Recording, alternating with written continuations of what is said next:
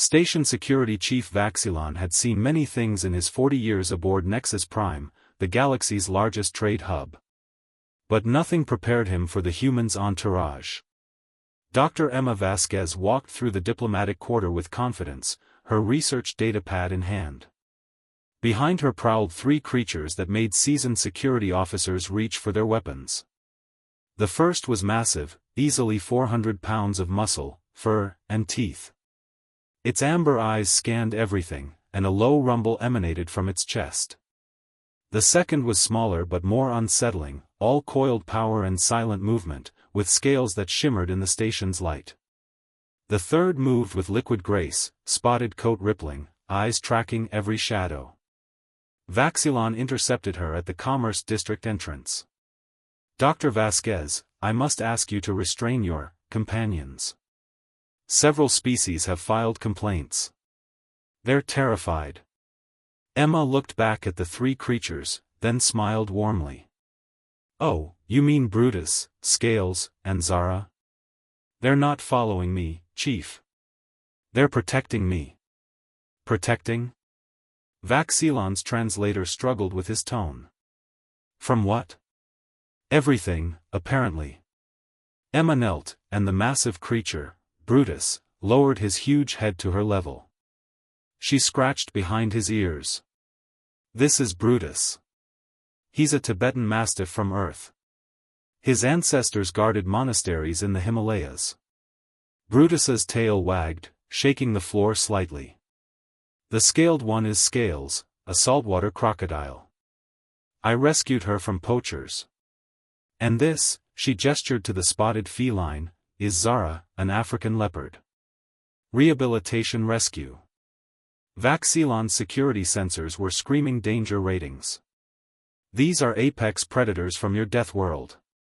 Why are they here?" "Because I'm their human," Emma said simply. "On Earth, we have this thing called domestication, well, semi-domestication in Scales and Zara's case. We form bonds with other species. We protect them, they protect us. That dog could kill most species on this station with one bite." Emma laughed. "Brutus? He's a sweetheart. Watch." She pulled out a small ball and tossed it. The massive beast bounded after it like a puppy, his earlier menace replaced with pure joy. He returned, dropped it at her feet, and sat, tail wagging expectantly. "The crocodile? Scales likes fish and sunbathing. She's actually quite lazy." As if on cue, Scales yawned, showing rows of teeth that made Vaxilon step back. An alarm suddenly blared. "Armed robbery in Sector 7. Suspects are Krillian raiders." Emma's demeanor shifted instantly. So did her companions. Brutus stopped playing, his stance becoming protective. Scales's eyes locked forward, prehistoric instincts engaged. Zara melted into a ready crouch, every muscle coiled. "Stay here," Vaxilon ordered, drawing his weapon. "Chief," Emma said quietly, "they're already gone." Before he could respond, all three creatures moved. Brutus's bulk became surprising speed.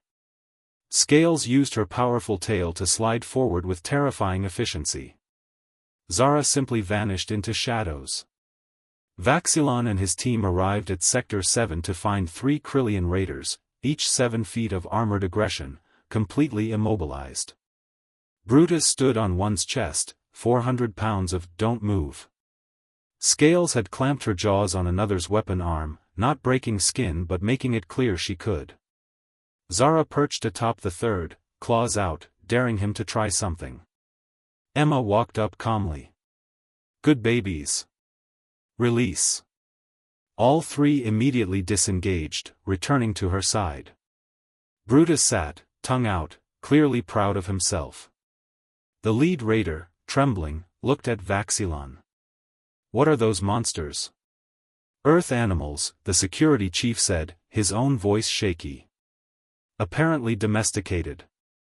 Emma smiled, giving each creature treats from her pocket. "Not just domesticated, Chief. Loyal. Humans learned millennia ago, if you respect Earth's predators, treat them right, they become family. And family protects family. Vaxilon watched the most dangerous creatures he'd ever seen act like gentle pets around their human. Your species befriended Death World predators. We didn't just befriend them, Emma corrected, scratching Brutus's massive head. We loved them. And they loved us back. That's the human way, we don't just survive our Death World, we make allies of it. Station regulations were quietly updated that day. Human companions, regardless of appearance, are considered registered emotional support animals unless proven otherwise. And every criminal on Nexus Prime learned a valuable lesson: if you see a human with their Earth animals, walk away.